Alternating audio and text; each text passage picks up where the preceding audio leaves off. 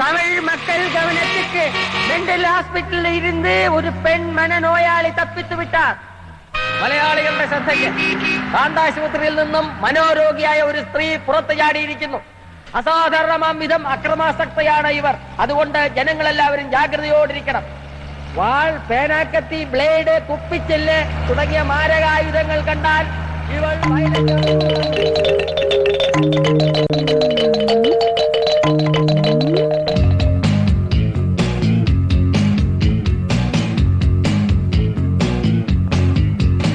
Hello.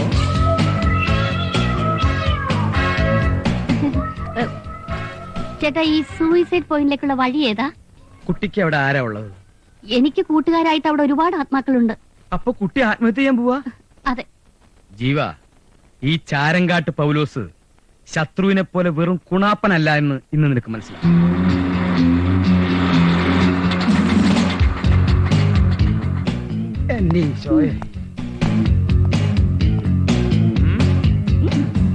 പറഞ്ഞതൊക്കെ നല്ല ഓർമ്മയുണ്ടല്ലോ.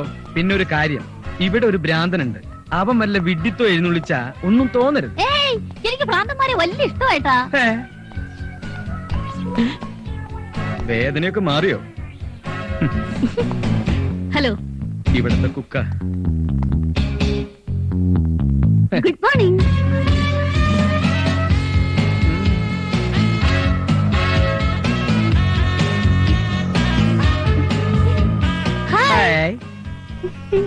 എങ്ങനെയുണ്ട് ശത്രു?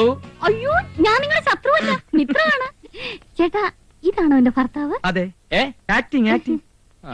നിങ്ങളുടെ ഭാര്യയാവാൻ എനിക്ക് സമ്മതമാണ്. എന്താ നിന്റെ പേര്? മിസ് നീലി. എല്ലാ കാര്യവും ഞാൻ പറഞ്ഞു. നീലി സന്തോഷത്തോടു കൂടി സമ്മതിച്ചു. ഈ ഉപകാരം ഞങ്ങൾ ഒരിക്കലും മറക്കില്ല. വേദന കുറവുണ്ടോ? എന്നെ ഒരിക്കൽ പരിചയപ്പെട്ടാൽ പിന്നെ ആരും എന്നെ മറക്കില്ല.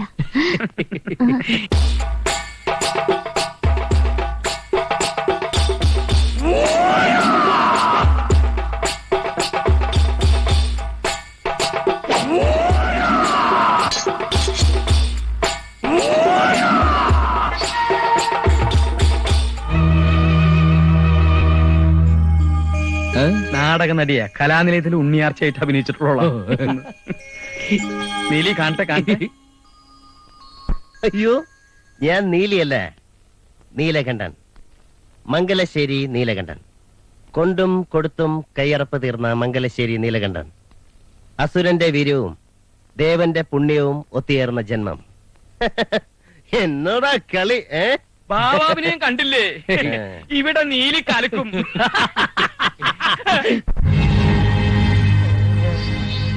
എന്താടോ വാര്യരെ ഞാൻ ഇങ്ങനായത്? ഞാൻ വാര്യരല്ല പൗലോസ. നീ എന്താ ഇങ്ങനെയായെന്ന് എനിക്കറിയില്ല. ശേഖരൻ, മുണ്ടക്കൽ ശേഖരൻ. എന്നും മംഗലശ്ശേരി നീലകണ്ഠന്റെ അധപ്പതനം സ്വപ്നം കണ്ട് കഴിയുന്നവൻ. വിടില്ല ഞാൻ.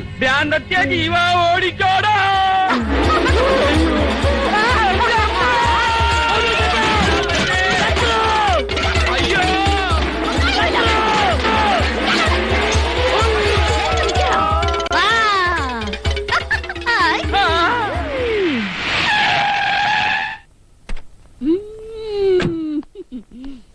എന്നെ പോലെ എഫിഷ്യന്റ് ആയ ഇൻസ്പെക്ടർമാരുടെ ഒരു ഗതികേട്. മേലി നില ഉദ്ദണ്ഡന്മാർക്ക് ഓർഡിട്ടാ മതിയല്ലോ. ചത്താലും പ്രാന്താശുപത്രിന്ന് പുറത്തിയാടിയാലും ജോലി ഞങ്ങളെ പോലുള്ളവന്മാർക്ക്. ആ പ്രാന്തി തമ്പാനൂർ തമ്പാ പൊക്കി ആദ്യം ചെയ്യാൻ പോകുന്നതാണ് നിങ്ങൾക്കറിയോ? അവളുടെ തലമുടി ഷേവ് ചെയ്ത് ആ മൊട്ടത്തലയില് കടുകെണ്ണ തടവി ചുണ്ണാമ്പ് കൊണ്ട് പുള്ളി തൊടു, എന്നിട്ട് കഴുത പുറത്ത് കയറ്റി നഗരപ്രദക്ഷിണം ചെയ്യും.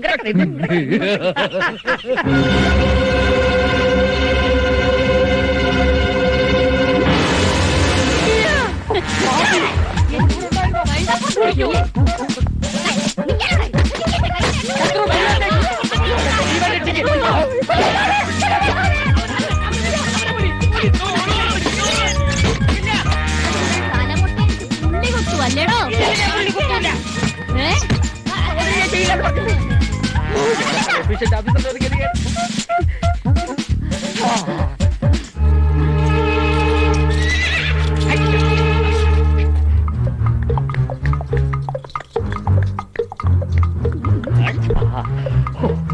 രക്ഷപ്പെട്ട് ആ.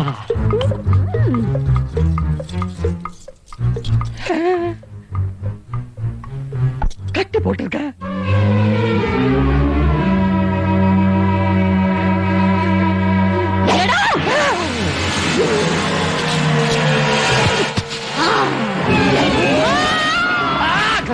കുത്തുന്നതിന് മുമ്പ് ചത്തോ?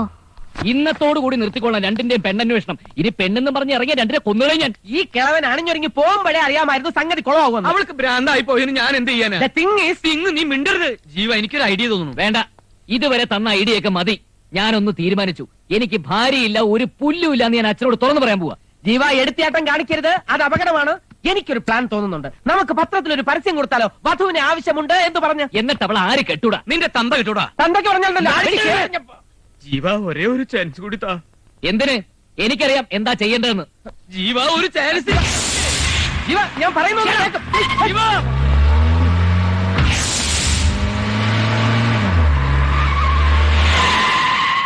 അച്ഛനുണ്ടോ? ഗാർഡനിലുണ്ട്.